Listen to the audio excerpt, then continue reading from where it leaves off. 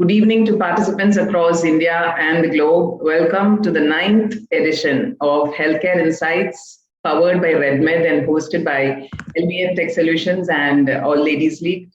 I am Megalai Senthilkumar and I head LBN Tech Solutions, a digital marketing company, and I am the host for this evening. Today's topic is urinary tract infection, busting myths. Thanks to Sandhya and Jay of RedMed, we have had several eminent speakers grazing healthcare insights in the past. And RedMed Health Systems is a connected health venture that has the goal of empowering people to lead healthy lives. You can know more about RedMed by visiting www.redmed.in. And today's expert speaker is Dr. Prasanna Venkatesh, who is a senior consultant, pediatric urologist and managing director, and a practicing pediatric urology at NU Hospitals, Bangalore since 2003. NU Hospitals is the country's first standalone nephrology and urology hospital to achieve the dual distinction of being both NABH and NABL accredited. A gold medalist in MBBS, he has had training abroad in the field of pediatric urology at the Cleveland Clinic, Columbus, Ohio, and at the Boston Children's Hospital, Boston, USA. At various state and zonal level urology conferences, he has been a recipient of awards in the Best Paper and Best Video Presentations category. His other interests are IT in hospitals and hospital administration. He is currently pursuing expansion plans and has launched new units in Rajajinagar in Bangalore, Ambur in Tamil Nadu, Malé in Maldives, and Shivamogga in Karnataka. He has been instrumental in bringing down the costs of establishing a world-class facility with the use of technology and quality material and equipment sourced from around the world so that this benefit can be passed on to the patients.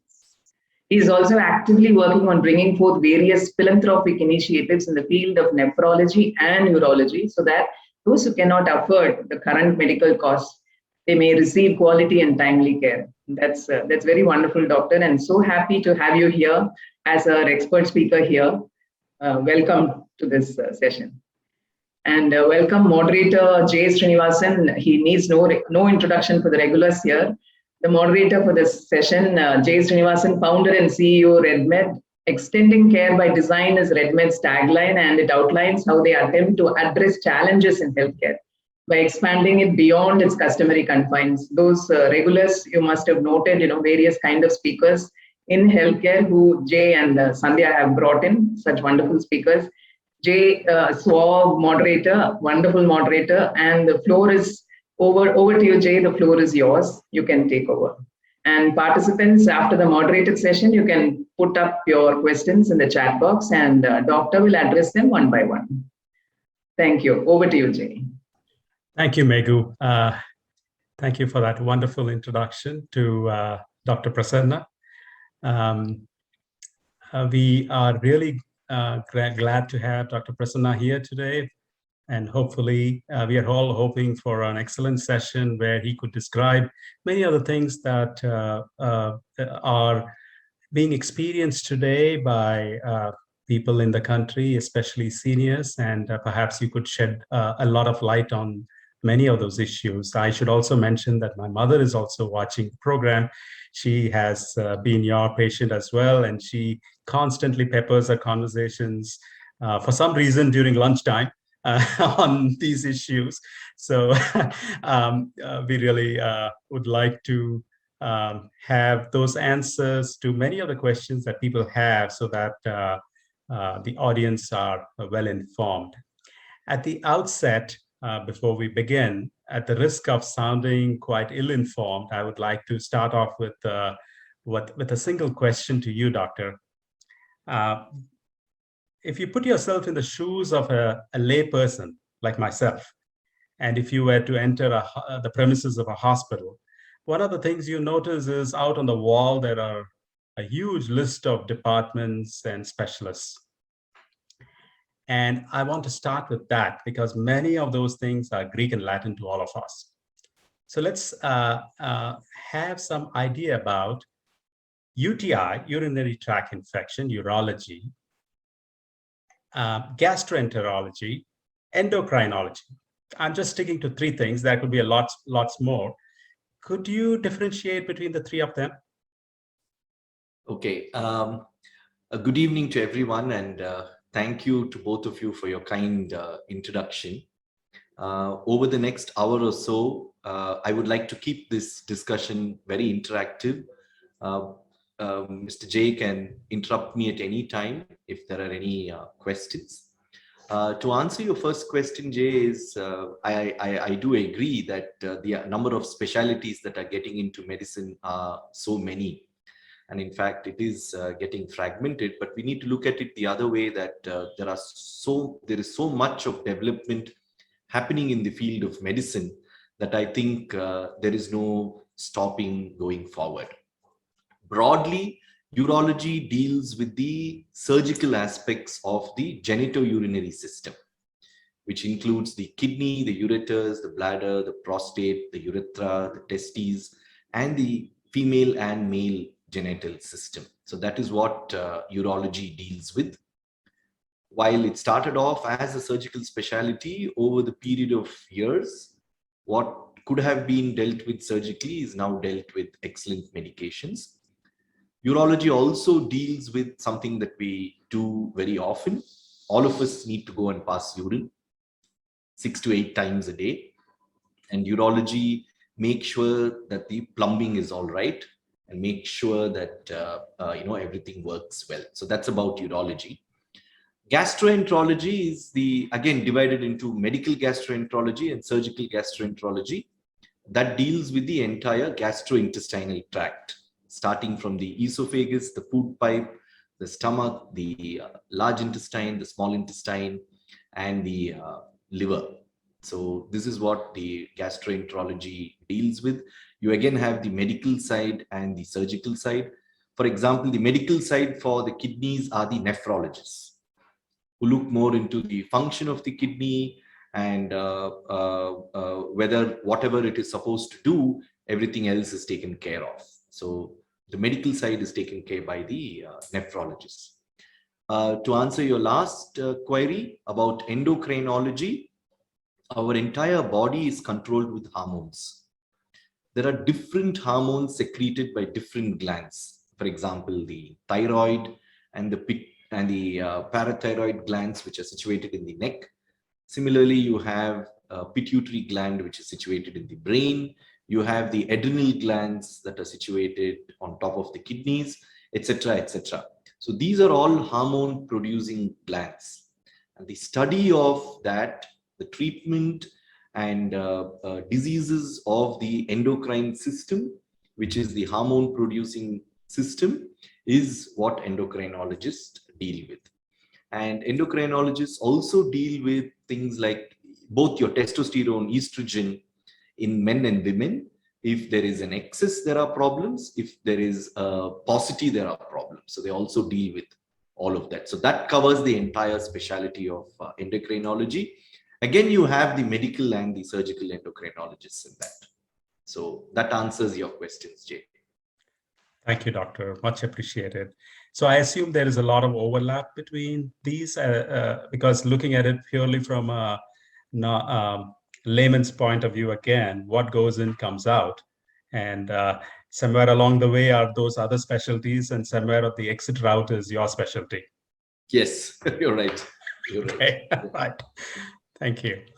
Another thing that's very unique about urology as a specialty is that what we're trying to do is to access the entire urinary system through the place which we pass urine. The amount of technology that is involved, the amount of innovations that are coming in, the instrumentation that is progressing rapidly worldwide is simply immense in the field of urology. Because what started as open surgery and laparoscopy, and now it's more of endoscopy and robotic. But long story short, that today 80 to 85% of urological procedures, we are able to do it endourologically. Means we are accessing the urinary system through the tip of where we pass urine, both in men, women, and in children. And then we are able to get into the urethra, the bladder, the ureter, and the kidney, so that there are no incisions, pain is less, hospital stay is much less. So the urology as a specialty also has the maximum number of medical journals. And following urology is radiodiagnosis, which deals with CT, MRI, PET CT, and things like that. So these are specialties that are growing very, very rapidly. And it would not have been possible if not for the technology that comes along with it. So there are a lot of engineers, biomedical engineers, a lot of them working very, very closely with these specialties. And amongst many, many fields of medicine, I think the symbiotic relationship between technology, engineers, doctors, surgeons, and physicians has come together very well in specialties like urology and radiodiagnosis. And many of these advanced services, doctor, are currently now available in India as well? Yes, yes. And whatever is available in most parts of the world are available in India. That's the good thing, including genetic testing and everything else. Earlier, the time lag used to be 15 years, somewhere in the late 90s. In between 2005, 2010, it came down to around 5 years, whatever happens in the West. And now it's almost real time, 3 months to 6 months. So Indian healthcare has progressed significantly right now. Okay, and this is this question from me now is a little digressing from the main points. So if they are available, if these technologies and new science is available to us in India real time almost, how do doctors get to train themselves on these advanced techniques so that they're up to speed on them? Yeah, see, there are two components to this. There is a medical side. If the medical side, that doesn't require any training as such. It's more of reading, making sure that these medicines are licensed, both in India and abroad, and then you take it forward. The point about anything that is coming into mainstream healthcare doesn't happen immediately.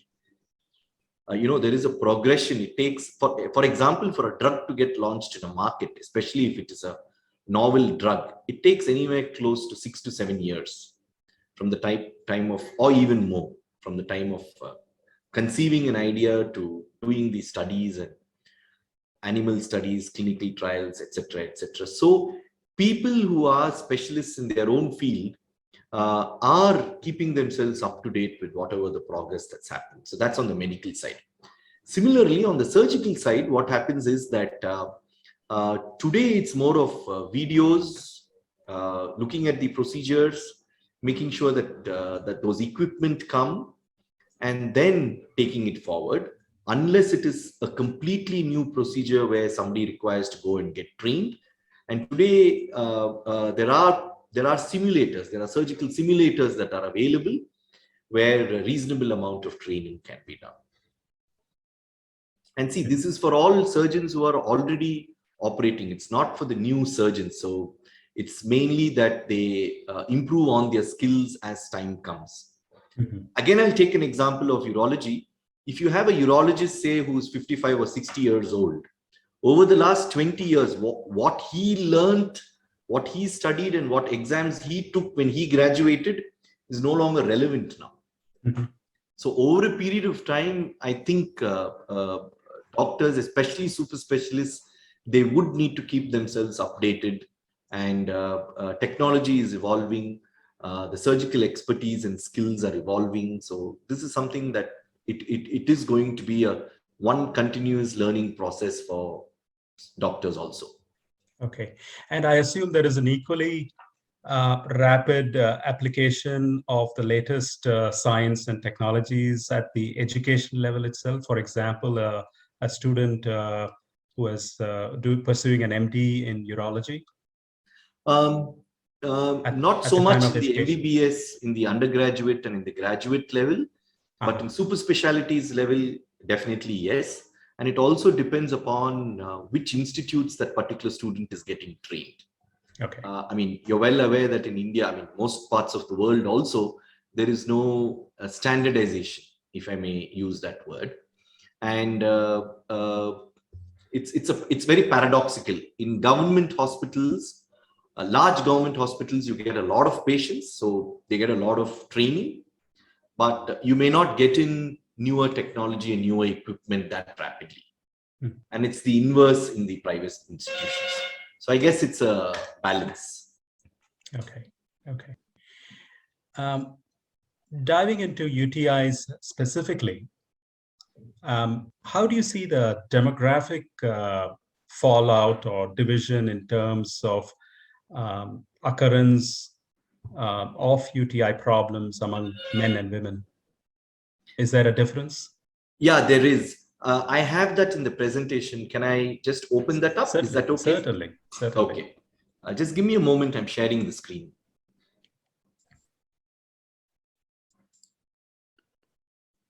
So I will run you through over the next, say, 15-20 minutes or maybe a little longer.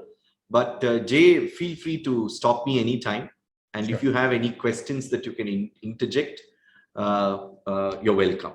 Mm-hmm.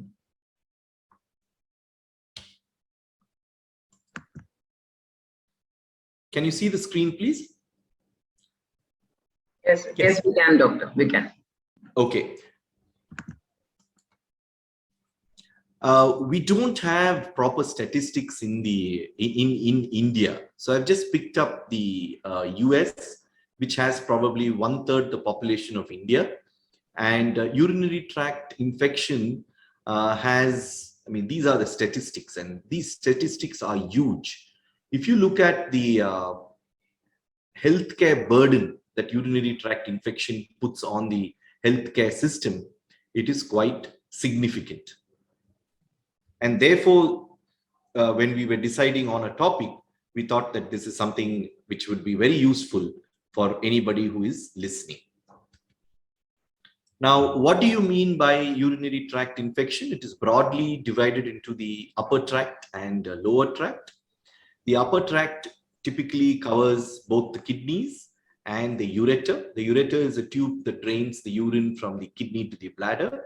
And the lower tract covers the urinary bladder and the urethra, which is the tube from the bladder to the tip of where we pass urine. That's called as the urethra. So if you have infections anywhere here, it's called as urinary tract infection. One rider in this. If you are having burning sensation while passing,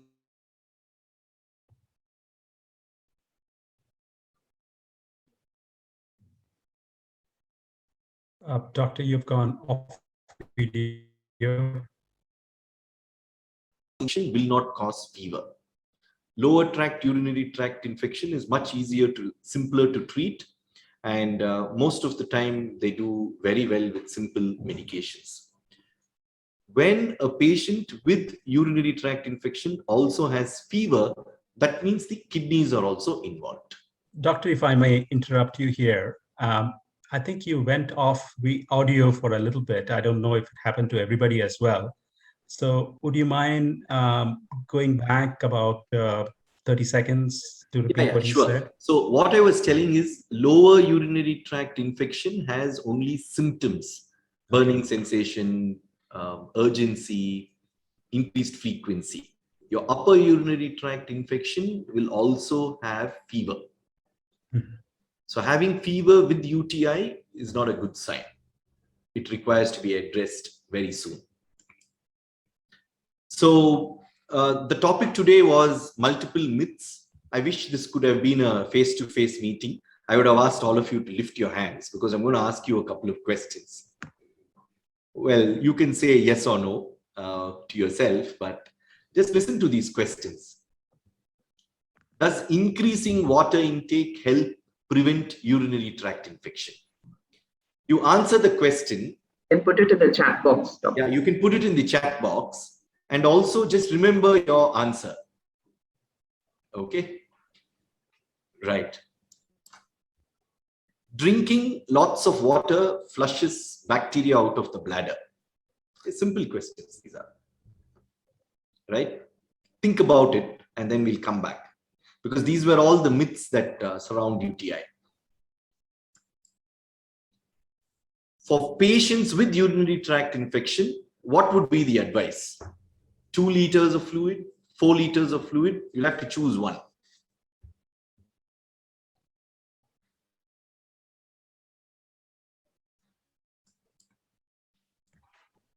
People who drink less water, Are they prone to urinary tract infection?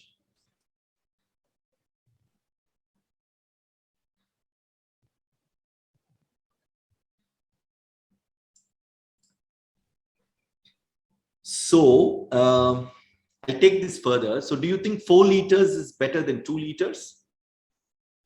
Keep thinking about it. Or is 8 liters better than 4 liters?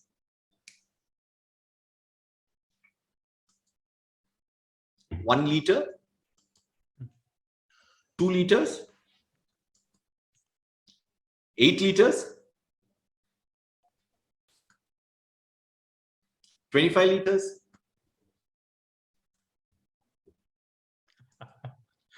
Or a full overhead tank? Waterfall maybe?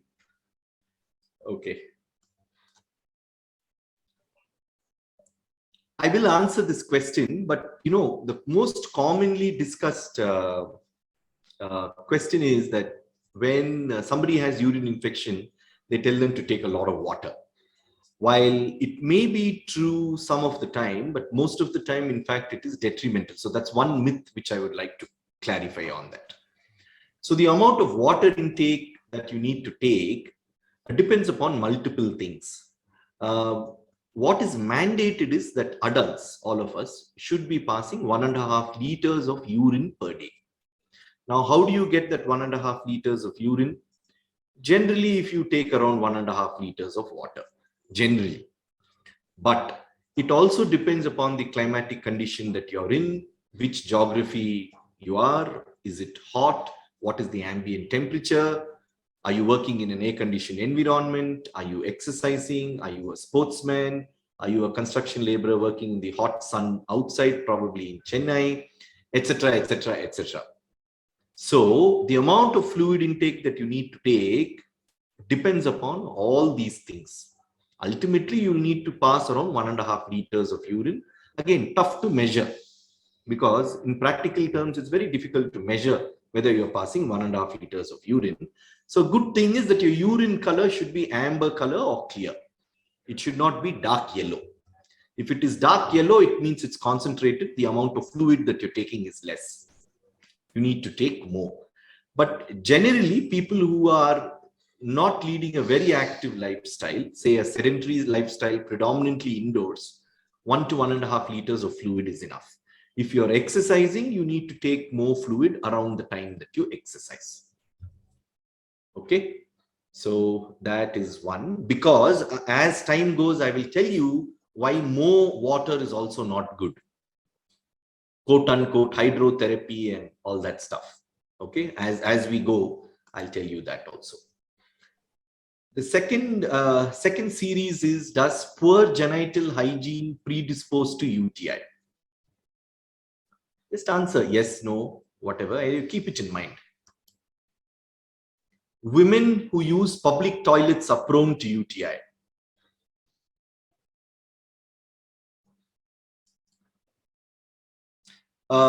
I think this picture of the diaper for a child, where on the right side of the screen, the baby has passed urine, and on the left side, the baby has passed stools. Nothing happens. All these children don't get infection. A big chunk of the world's population, babies are on diapers now. Diapers of different types. It could be cloth diapers or whatever. Similarly, women who use public toilets also will not get UTI. You should understand that probably 30 to 40% of the world's population don't even have toilets, and they don't get UTI. I will elaborate on this also more. And then there are some more myths. How to prevent UTI? You should shower instead of tub bath, clean genitals before and after sexual intercourse, wipe from front to back. All of these are there all over. Wear cotton underwear, avoid tight-fitting jeans, wash genitals before intercourse, keep your urine acid. In fact, there have been certain people who are advising even to drink colas. Use only warm water to wash between your legs. Don't use perfume, soap, talcum powder around the genitals. And I'm not sure if you're looking at all these websites below. They all look pretty authentic.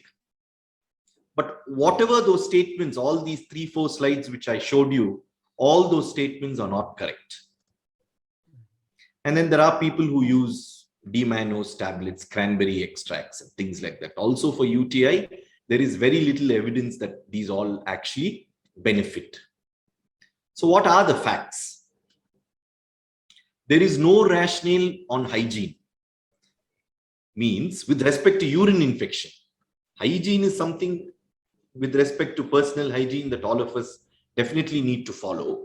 But with respect to UTI, hygiene has no bearing. Wiping patterns, use of hot tubs, type of undergarments, nothing. All of this has been studied, and all of these do not increase or decrease UTI. There is no association to pre or post coital or intercourse voiding, passing urine. No association of wiping patterns, douching, use of hot tubs, whatever, all of these are all proven.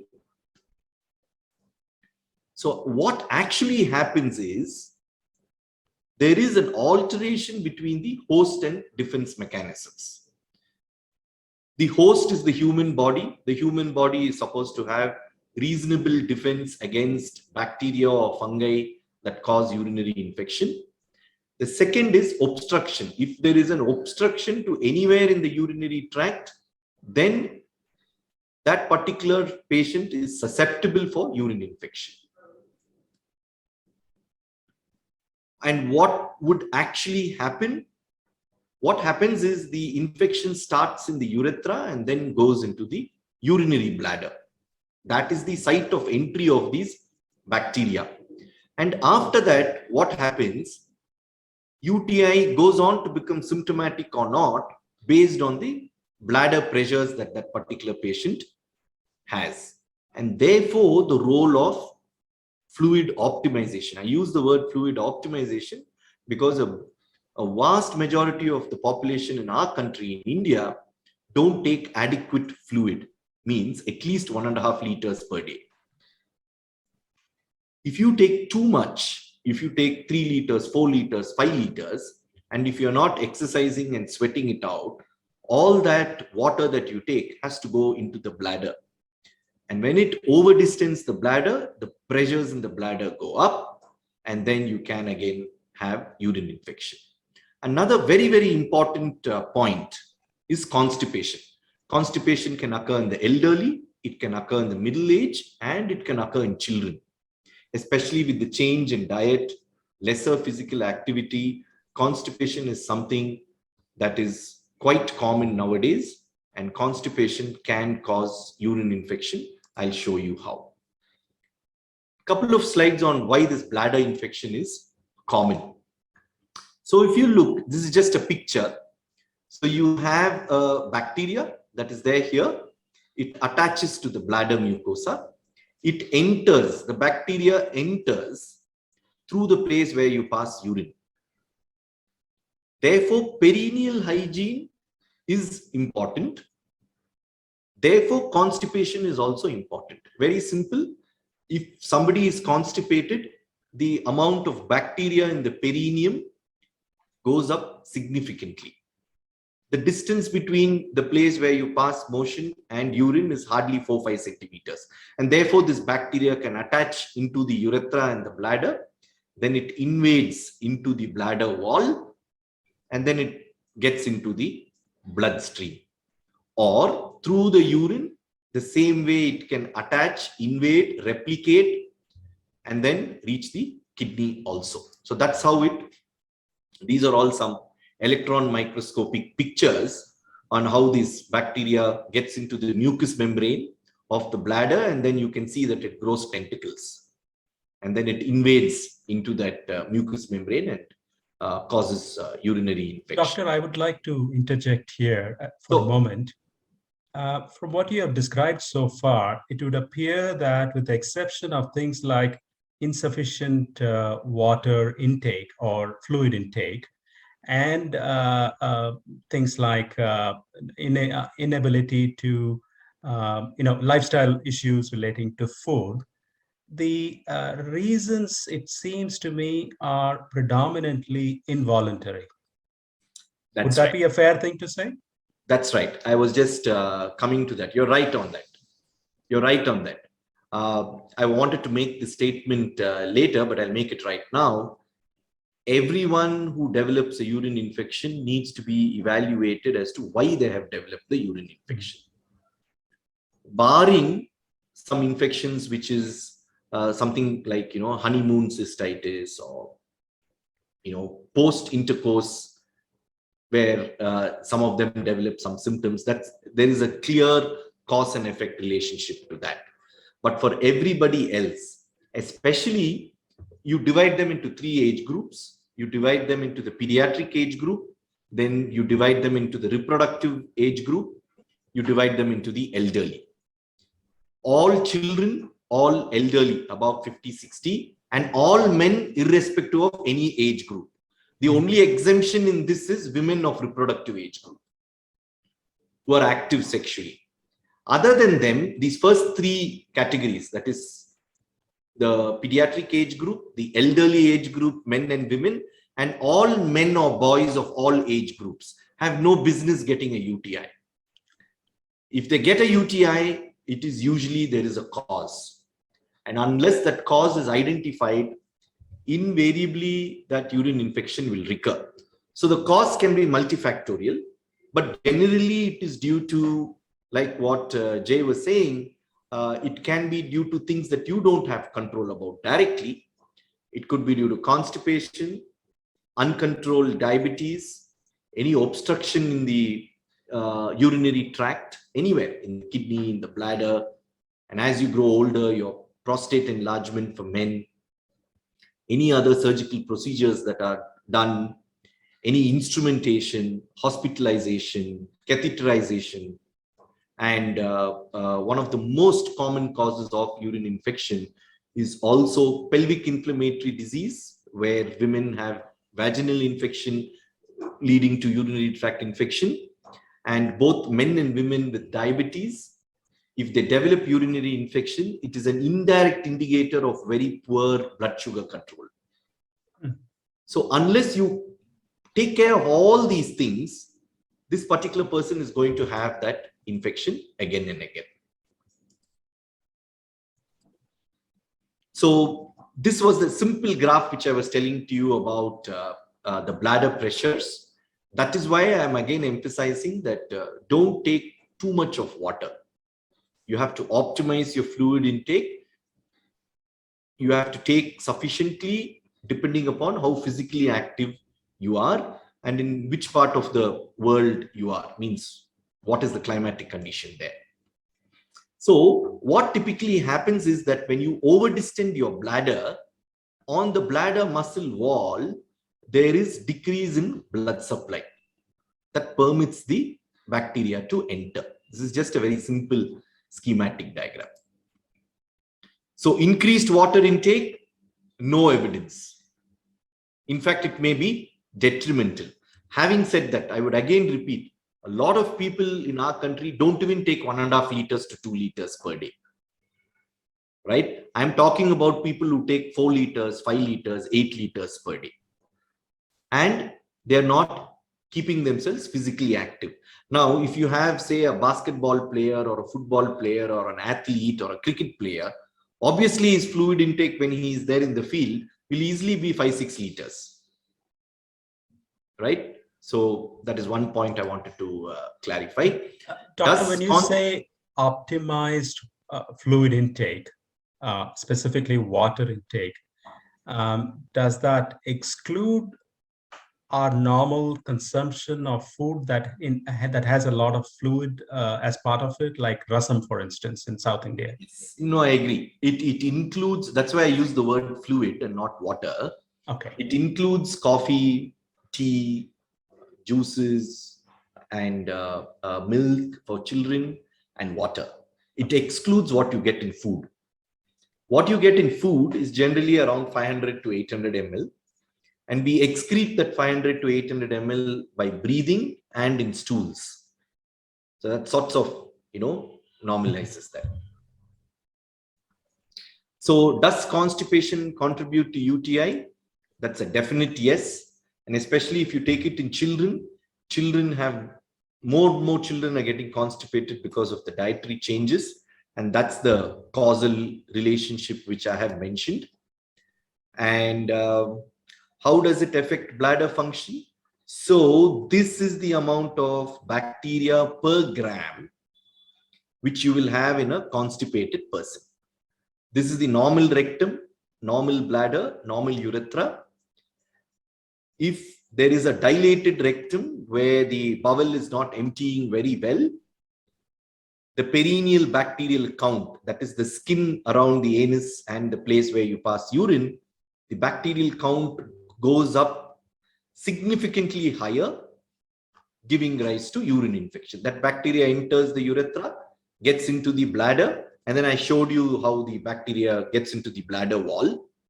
And then to top it, you drink more water, you over-distend your bladder, you further decrease that blood supply, and then that cycle starts. I just counted the zeros. That's 100 billion per gram. Yeah. Wow. Of bacteria. Yeah. What bacteria are these? What specific? Any bacteria. Mainly it will be Escherichia coli and Klebsiella. But yeah, there are many bacteria that can cause this. So if somebody, all of us have bacteria in skin. If somebody is not constipated, that will be 100,000 per gram. Somebody who is passing adequate stools every day. So your diet is important. The amount of fiber that you take in the diet is important. And you should make sure that you're not constipated, because constipation causes urine infection. One of the causes, it's not the only cause.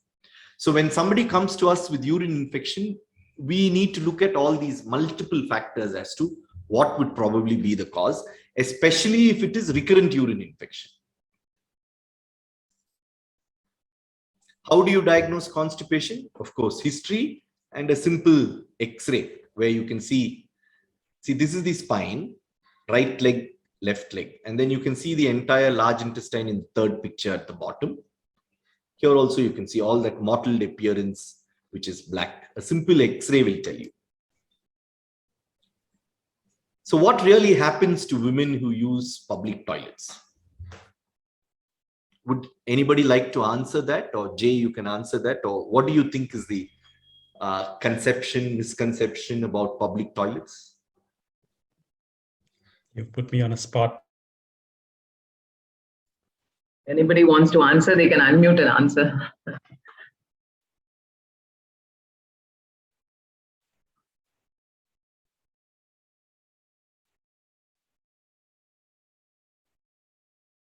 Or you can type it in the chat box if you know the answer.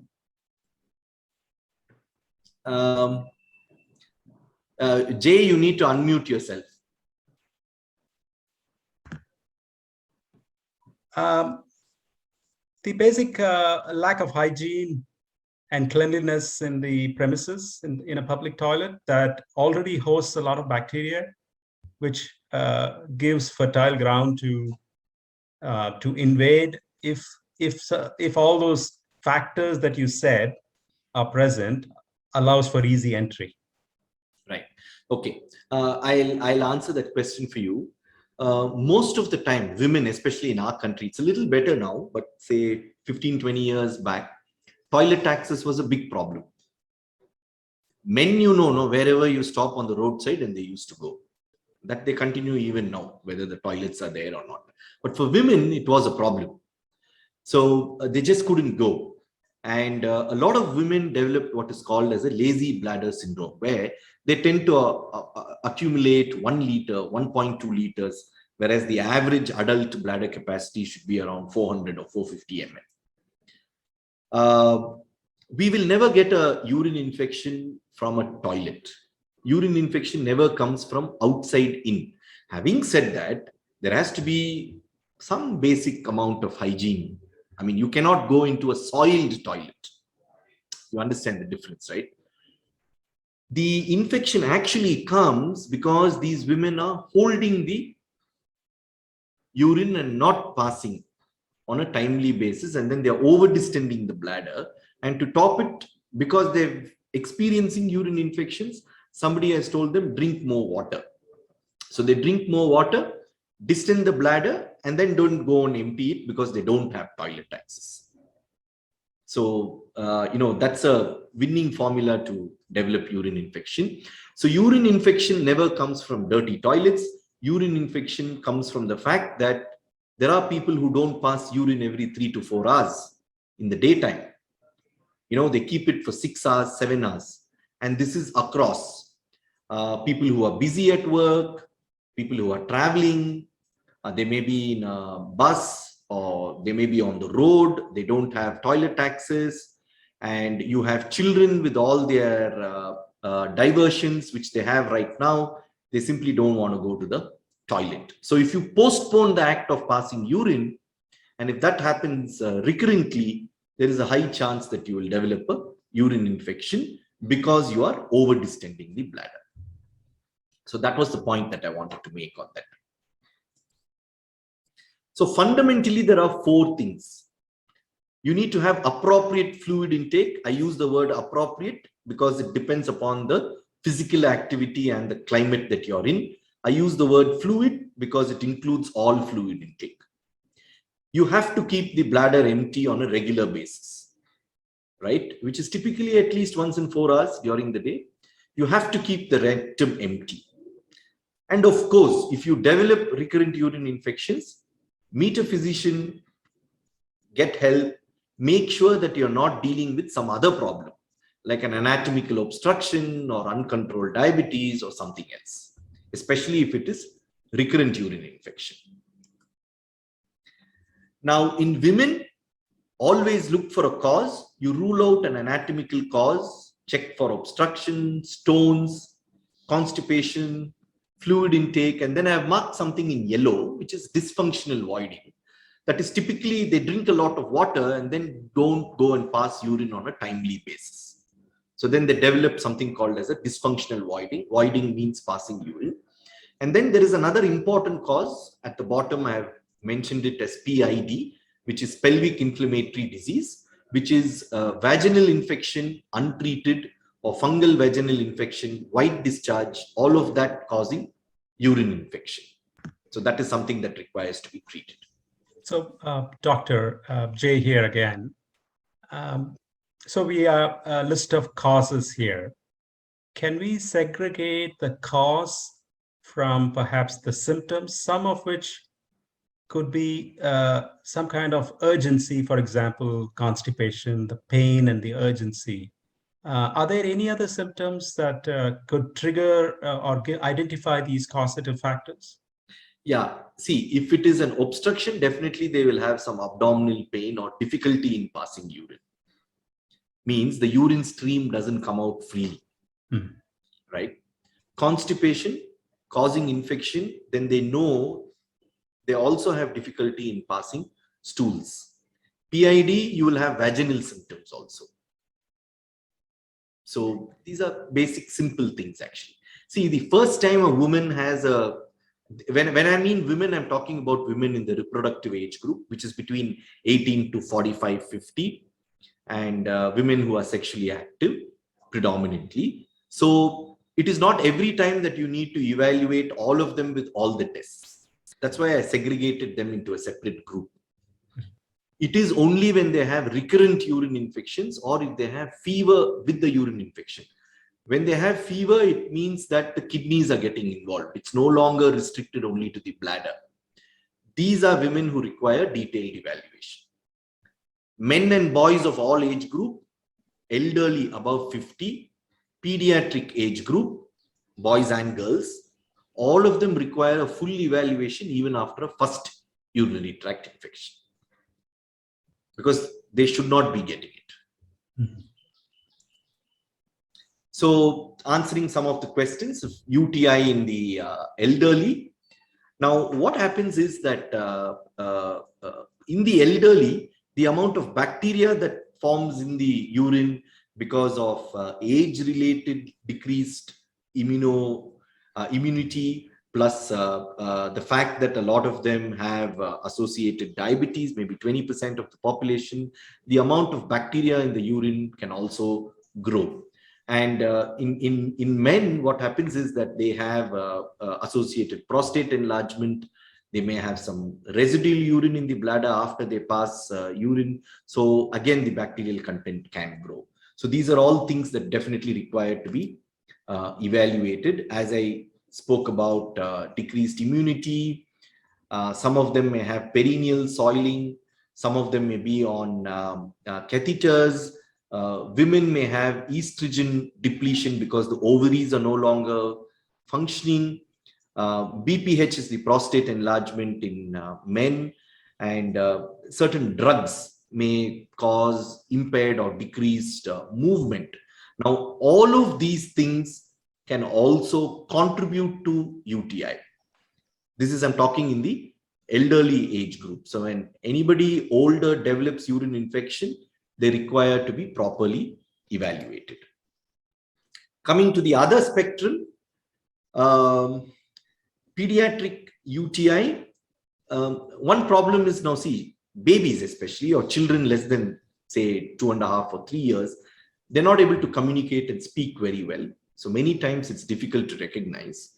And then if you also look at the number of times in our own country, most children develop fever at least 2 to 3 times in a year, which is a good thing because they're developing immunity against a lot of viruses and bacteria. Most of this fever is upper or lower respiratory infection, or it is the flu, the viral fever flu.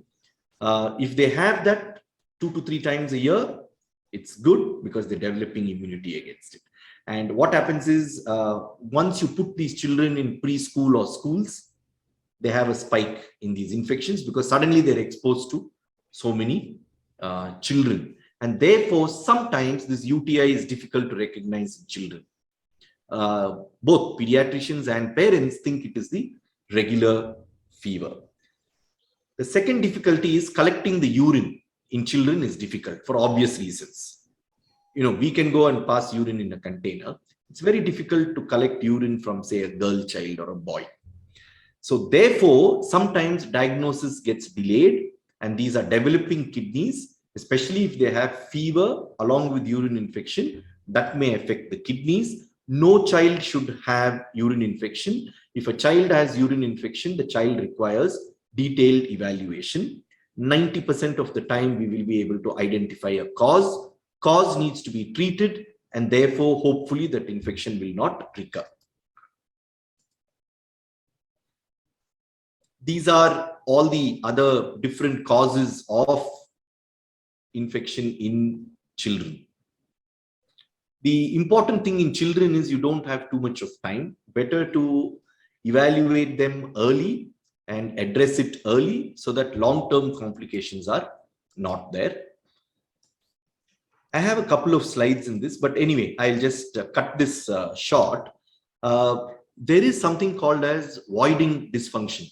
You can see this first picture here. Some of you would have seen children crossing their legs. Instead of going to the bathroom, they don't want to go because something interesting is happening on the television or computer or video game or a game or something. So they just don't want to go. So girls cross their legs. Boys will hold the penis and dance around and wait for that urge to pass urine to go off. And then you have the curtsy maneuver, like how you curtsy in front of the king or the queen, where this child, what this kid is doing is pressing the heel against the urethra with an intention to avoid that urge to go. So if they hold it like that for a couple of seconds, that urge passes and then they can continue watching television or playing. Now, this is something that is called as voiding dysfunction.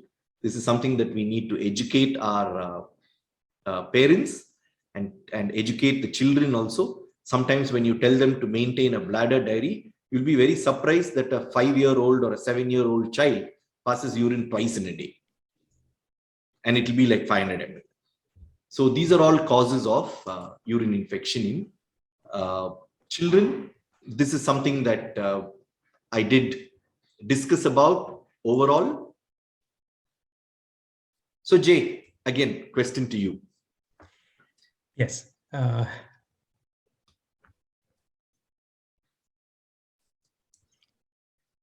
UNICEF started this, and then now our Prime Minister has also started the toilets. See what happens in rural India.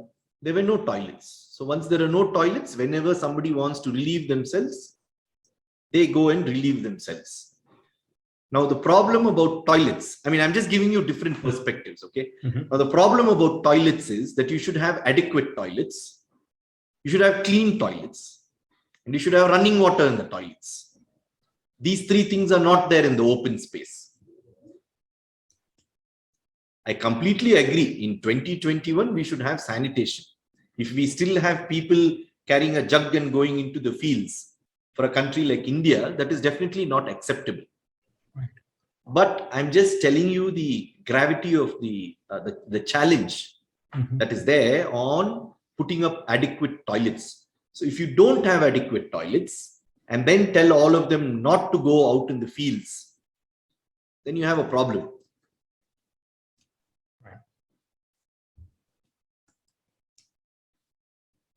Jay, any comments on this? A lot of information to digest, Doctor. And as I go through these, there is a tremendous amount of very interesting information, as well as things which we have sort of absorbed in our thinking, which you have classified as myths, which are very useful to understand. One question that pops into my mind is, a person who has UTI has been tested and, let's say, treated. But UTI can recur, right, in any person? Is that a... Yes, if there is recurrence of UTI, probably there are two things. One, the cause has not yet been identified, or whatever we have identified and treated is still not adequate. Probably there is a multifactorial cause. Like you can have a 55-year-old lady who has got a vaginal infection, diabetes, constipation. You need to take care of all the three. So I put up this for most men who go to the barber store, to the barber, and then the barber shows this mirror at the back. How many of us have actually said, you know, correct it like this, correct it like this? Nobody tells. Everybody just shakes their head. So a lot of the myths in UTI are also like that. No, everybody says, okay, go ahead. So again, cementing what Jay's question earlier, we will need to treat the primary cause in patients who fail simple conservative therapy. Now, not every burning sensation that you experience when you pass urine is UTI. Not every burning sensation that you experience. Burning sensation when you pass urine is called as dysuria, or painful act of passing urine is called as dysuria. Not every dysuria is UTI. One of it can be honeymoon cystitis, which I did speak about. First time when women have sexual intercourse. So this is something that they need to be warned about. Not everybody, but some of them. Constipation, very important cause of dysuria. Over-distending the bladder and not passing urine on a timely basis. And then when you go to the bathroom and then pass, say, 500, 800 ml urine, you may develop pain or burning sensation when you pass urine, which is the over-distended bladder that you can see here. This is on the left is a CT image. This is another problem where in public toilets, sometimes, this is taken in a railway station actually. I took this picture.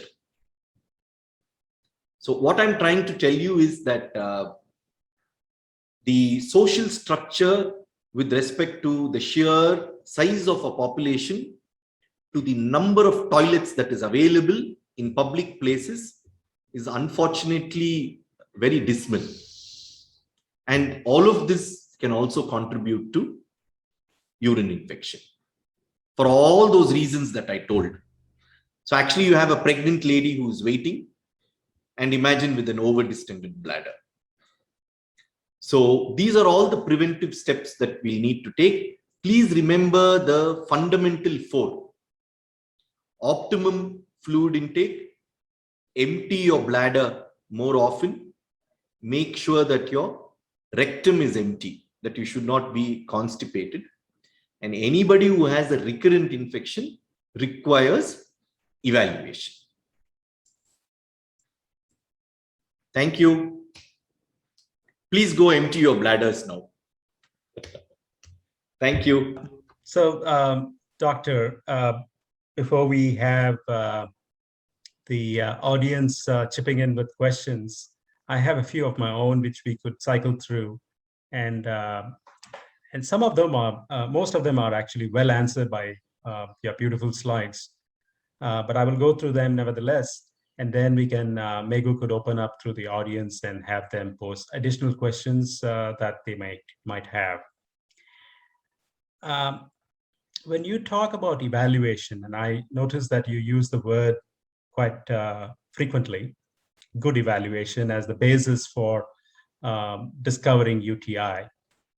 What is the nature of the evaluation other than the questions or the conditions that you just posed? Are there any tests that you have them go to? Yeah, they're very simple tests. It's a simple urine analysis, maybe a urine culture to grow what to check what type of bacteria grows. Okay. X-ray to look for constipation if you're not able to figure it out on history itself. Definitely an ultrasound of the kidney and the urinary bladder with a full bladder, and after the patient passes urine. That gives a lot of information on any other structural abnormalities, anatomical abnormalities, presence of any other cause of obstruction, stones, etc. So at least the basic. And then depending upon the age group, if that particular person is a diabetic, you would also need to know whether the diabetes is under good control. And if they've not been tested for a reasonable period of time, it also makes sense to check them for diabetes. So this would at least be the baseline evaluation. Okay. So basically urine test to identify bacteria. You have the X-ray to look at distension, if any, an ultrasound for any structural abnormalities, and what was the last thing you mentioned again? Blood sugar. Blood sugar level for diabetes. Okay. So that's fairly straightforward. And these come after your own evaluation, sitting across the table with the patient, right? Correct. Right. Okay. What if there was blood in the stool? Is that indicative of anything? Blood in the stool is not indicative of a urine infection, but blood in the stool requires its own evaluation as to why it is there. So it's a fork in the road that takes you off somewhere else. Yes, blood in the stool is something very different, and then it depends whether it's fresh blood or whole blood, etc., etc. But blood in the stool also requires evaluation, not for urinary infection though. Okay, and a typical question that often arises when we talk medicine or healthcare is the big elephant in the room, which is cancer. Does that figure in any of this in any way? Whatever the basic evaluation that I spoke about, generally will at least give us an indicator towards whether somebody has any urinary system cancer. But urinary system cancers as a direct cause for urinary infection is not there. Okay. Simply the number of UTIs in the world is so much versus the number of cancers. So there's no direct relationship between these two. Okay. I also noticed that, especially when it relates to children, you made references to lifestyle, food intake, types of food and all that. Any particular do's and don'ts there in terms of the modern living, of what kind of foods could sort of trigger these things? Be it in children or even in adults, one thing what's happening over a period of time is the amount of fiber intake that we are taking is coming down significantly. I'm talking about the Indian diet. say the amount of fiber that we used to take 30, 40 years back to the amount of fiber that we are taking now has come down. The amount of processed food and refined food that we are taking has gone up. The amount of sugar that we are taking has also gone up. So these are three things that we definitely need to reverse. What I do tell patients is that at least 50 to 60% of your plate should be vegetables. It can be any vegetable. Whereas the amount of vegetable fiber intake has significantly gone down in the general Indian diet. There is a lot of carbohydrate. I mean, carbohydrate is also required. It is a very important component and a major component of food. And for those who have non-vegetarian, maybe the amount of fiber intake, vegetable fiber intake is even more less. So that is something that they need to take. And children, again, are exposed to a lot of fast food, which occasionally is fine. On a regular basis, definitely no, because it has a lot of salt and a lot of sugar. And both of that is addictive. And that's why the child craves for more of it. Because it's very high in salt and in sugar and very less in fiber.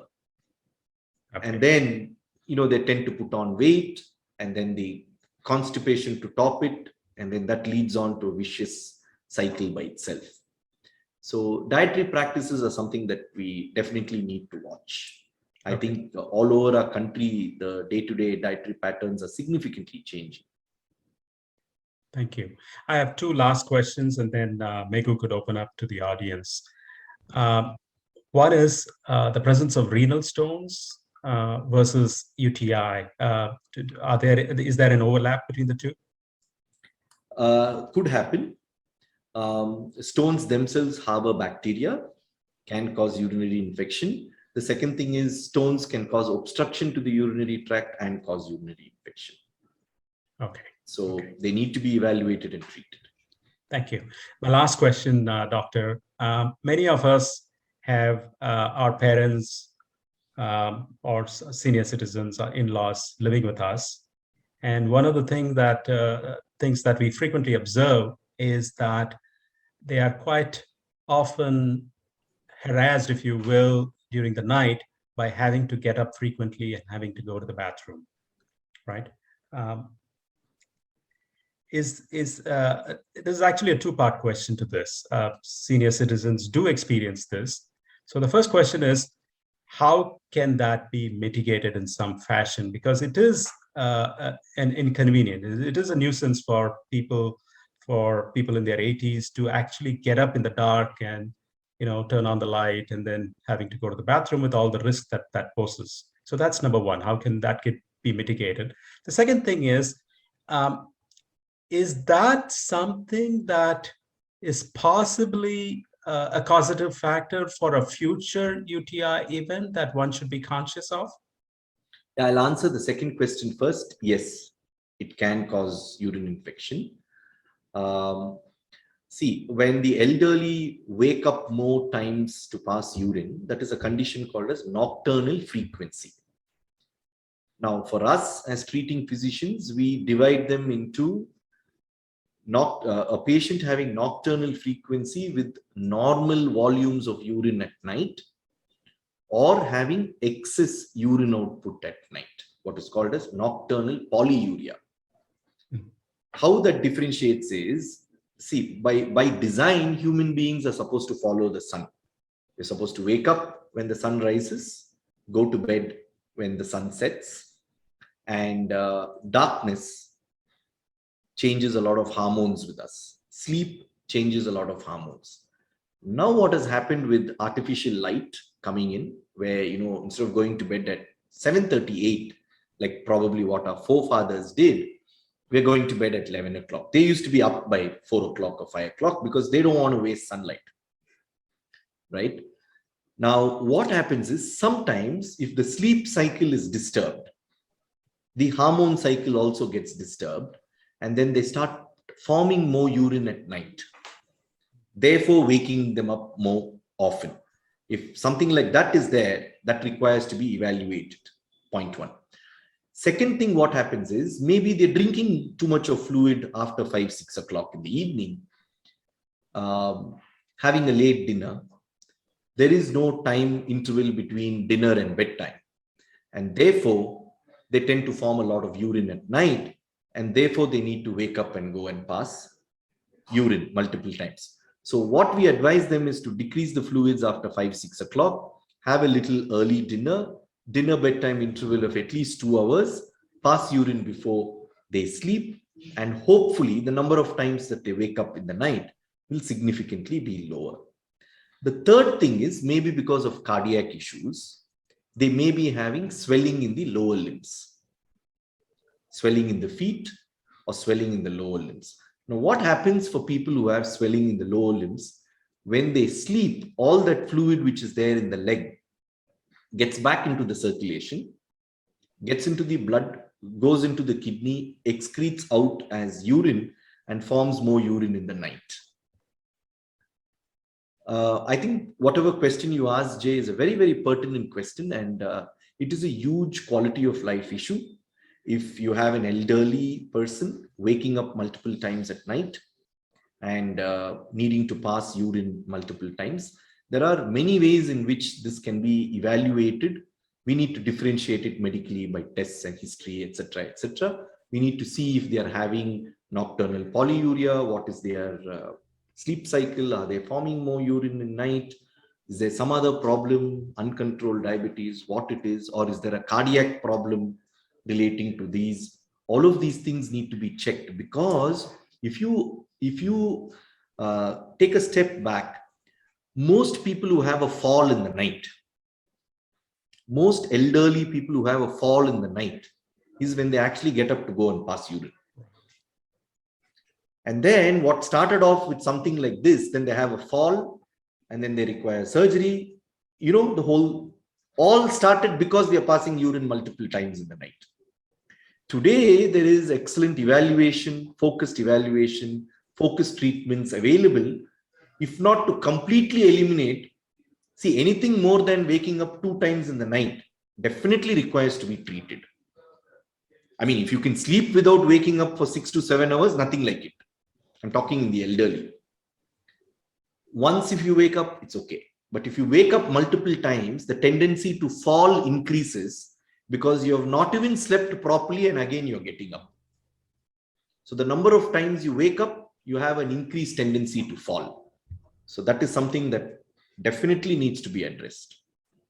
Thank you, Doctor. The very good point that you have drawn attention to, that hopefully is communicated effectively to everybody who has a senior to look after.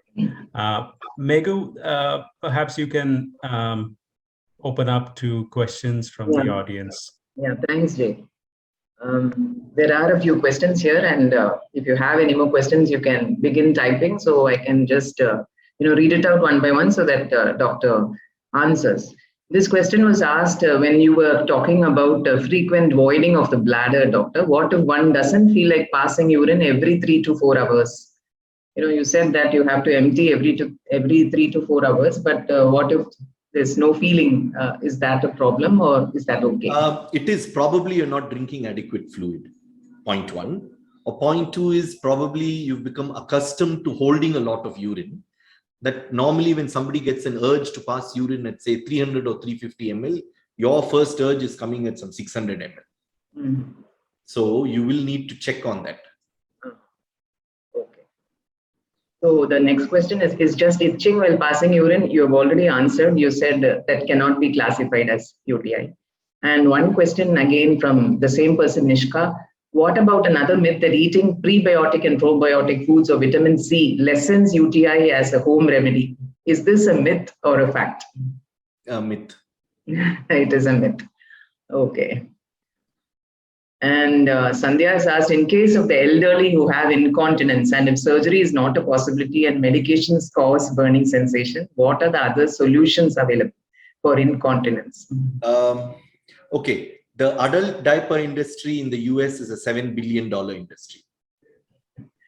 So urinary incontinence in the elderly and the adult is something very close to my heart. That's a That's one more session. But anyway, again, no adult also should leak urine. There is no need to leak urine. Incontinence is of two types. You have stress incontinence, where when you cough or you laugh or you climb stairs or lift weight, you leak urine. And then you have urge incontinence, where before you go to the bathroom, you leak urine. And then you have mixed, which is a combination of both. So urinary incontinence is something that can very well be evaluated. And I would say 60 to 70% of them get very good relief with proper medications. Okay. Thank you, doctor. So another question, what could be the cause of constipation, a burning sensation in the urinary tract and in the anus while passing urine or stools, or even otherwise? No, constipation itself can cause that perianal pain and itching and burning sensation there. And remember that our brain controls the bladder and the bowel through the spine. The nerve supplying the rectum, anus, the urinary sphincter and the bladder, the nerve roots are all the same in the lower spine. So therefore, both of these, most of the time, are related to one another. I will let you in on one more fact. Human beings are the only quote unquote animals that have control of the bowel and the bladder. No one else has. No other animal has. It is automated. When the bladder fills, they empty. When the bowel fills, they empty.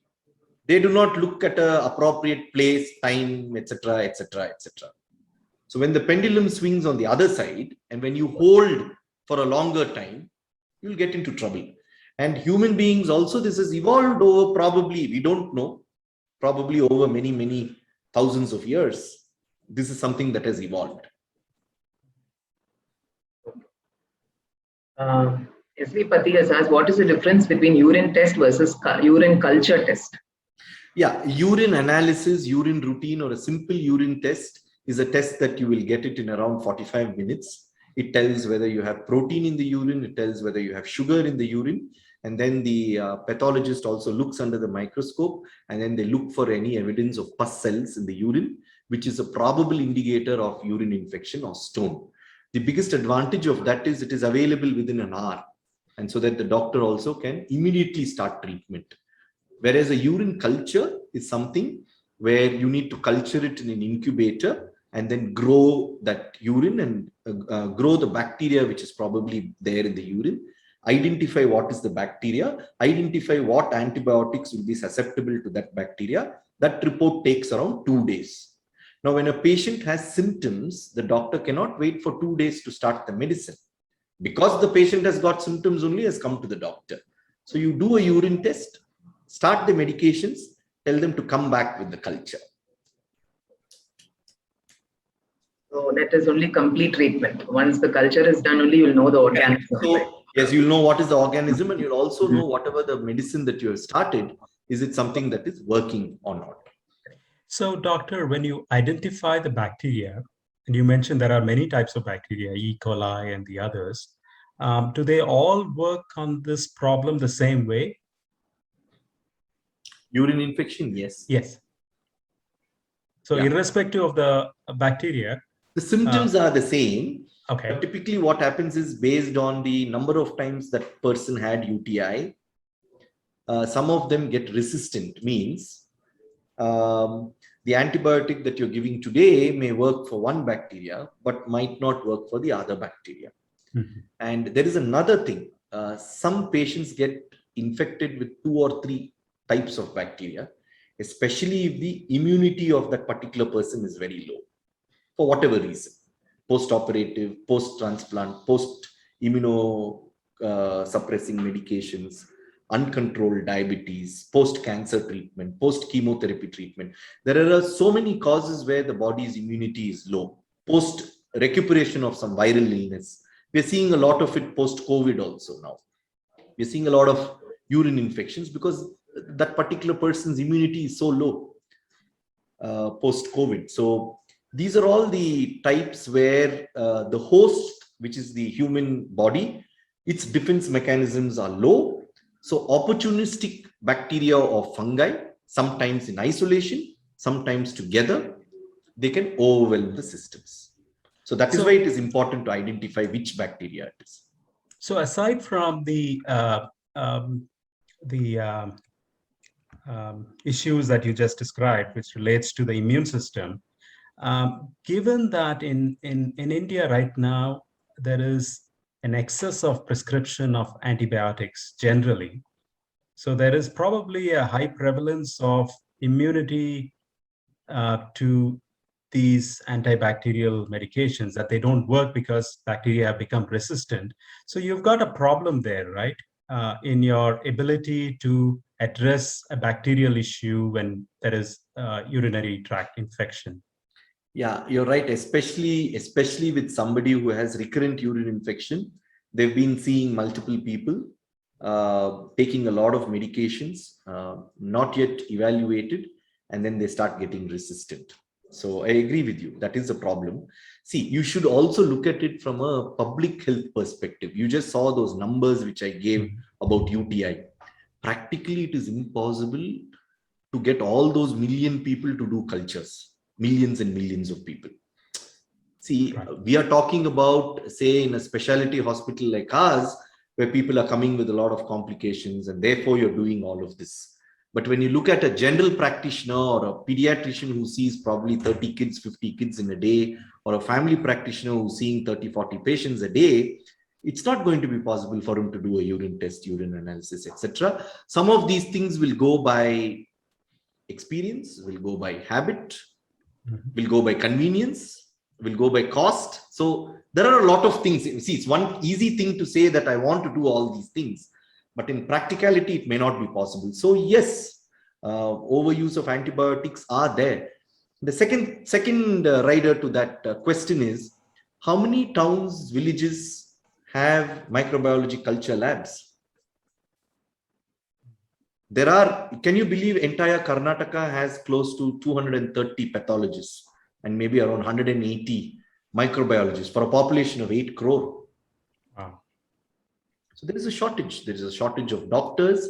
There is a shortage of manpower. So when you look at doctors working in smaller towns, villages, etc., be it the doctor or the patient, what do they want? Symptom alleviation first. Then later all this. But the intelligent thing is that if it is recurrent, get evaluated. I'm not advocating all these battery of tests for everybody. It's not possible also. Our population is very big.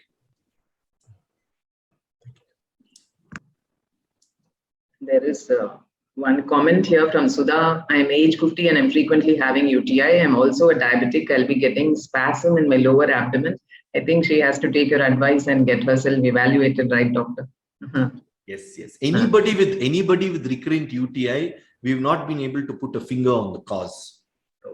It requires some effort. It requires effort on the patient, and it requires effort on the treating doctors also. You were earlier talking about immunity, you know, the body has less of immunity to fight. So do life-changing incidents or stress, do they cause UTI, doctor? Not directly. Not directly. Not directly. But see, stress hormones and cortisol can push up your sugars. If the person is a diabetic, that can happen.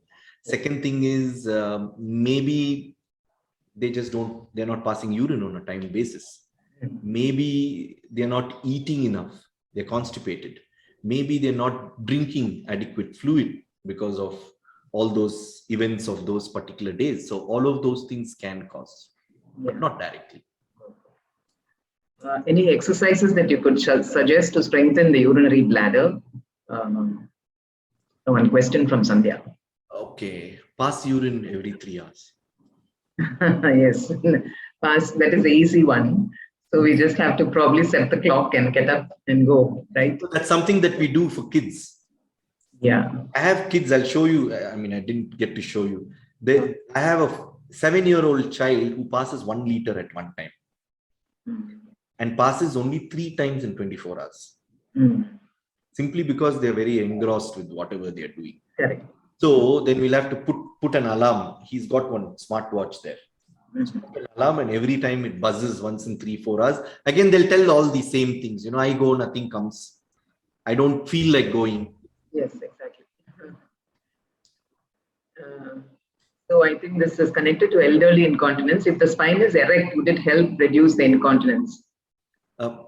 Sorry, I didn't get that. If the spine is erect, would it help reduce the incontinence? I think you were talking about elderly incontinence. So if the spine is erect. May I just come in? Yeah, Sandhya. Yes, so I was referring to the fact that the doctor mentioned the spine is the what connected to the anus and the urinary tract. And so I was wondering if an erect spine helps reduce the incontinence. Yeah, that is true. But you should also understand that there is a dynamic difference in the way men pass urine and women pass urine. Women pass urine in the sitting position by gravity 80% of the time. The bladder does very little work, but the brain and the spine relax the valve where you pass urine, and therefore women easily empty. Men will need to generate pressure in the bladder, which is an active muscle contraction of the bladder, and then pass urine. So if there are any spinal problems which is affecting the bladder, it is a problem, bladder or the sphincter. Similarly, women will find it very difficult to pass urine in the sleeping position. It's very difficult. So therefore, an erect spine will definitely help. So I think one person wants to know your contact details, doctor. I mean, for them to contact, should we say go to NU Hospital's website for that? Yes, yes. Venkat, can you just post the link for NU Hospitals Bangalore on the chat box so that people can just click on that and get the contact information so that in future they can connect with Dr. Prasanna Venkatesh. Jay, over to you. I think we have done with the questions here. Okay, thank you, Meghu. Dr. Prasanna, this has been one of the most informative, most enlightening webinar sessions we have had recently. It also directly speaks to the level of interest in the community at large, because you showed the numbers, and the numbers are really, really huge. And we see it daily in and out in every family. This is an issue whether we have kids or we have seniors at home.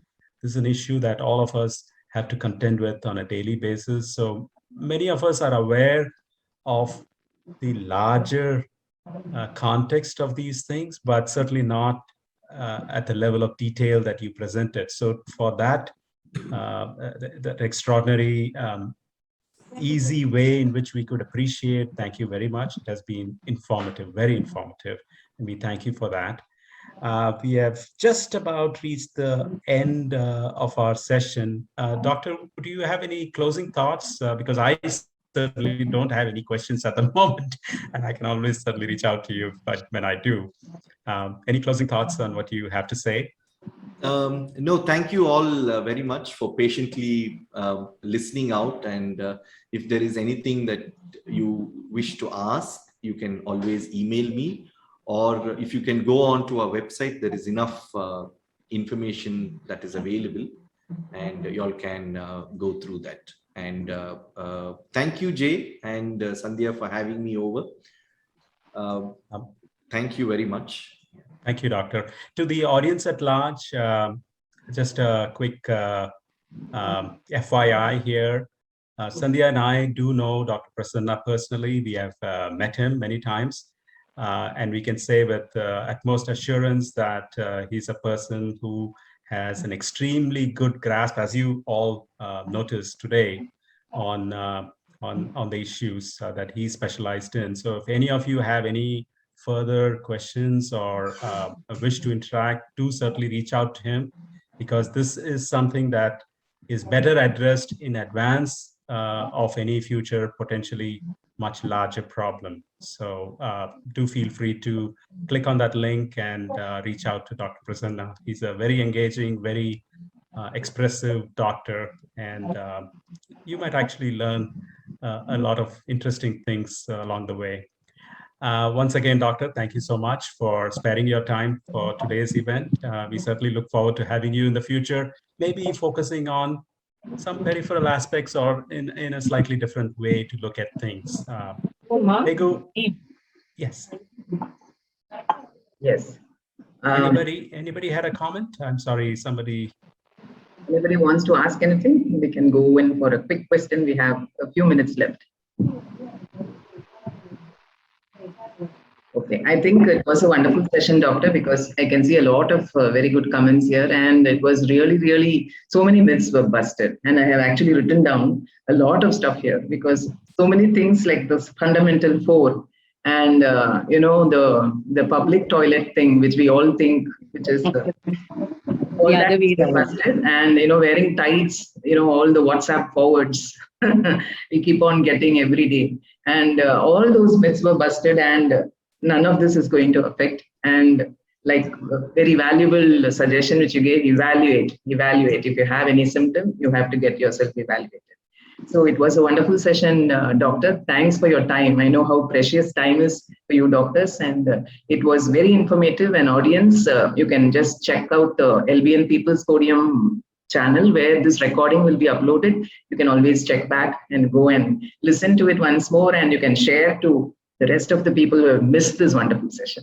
Okay, and watch out for the next Healthcare Insights, which is always the last Saturday of every month. Thanks, participants. I can see some global participants from Malaysia and the Gulf also. Thanks so much for participating. See you all next session. Have a lovely day.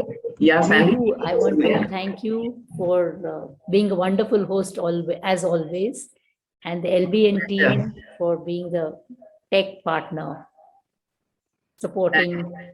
Thanks, Sandhya. Thanks so much for giving me this opportunity, because I feel that this awareness needs to go to the world. We'll keep on continually doing this, more and more informative sessions, so that so many myths were busted today. We learned so much. So thanks for this opportunity. Yes. Thanks for giving me this opportunity, Sandhya and Jay. Have a lovely evening, all of you. Bye-bye. See you all next session. Thank you.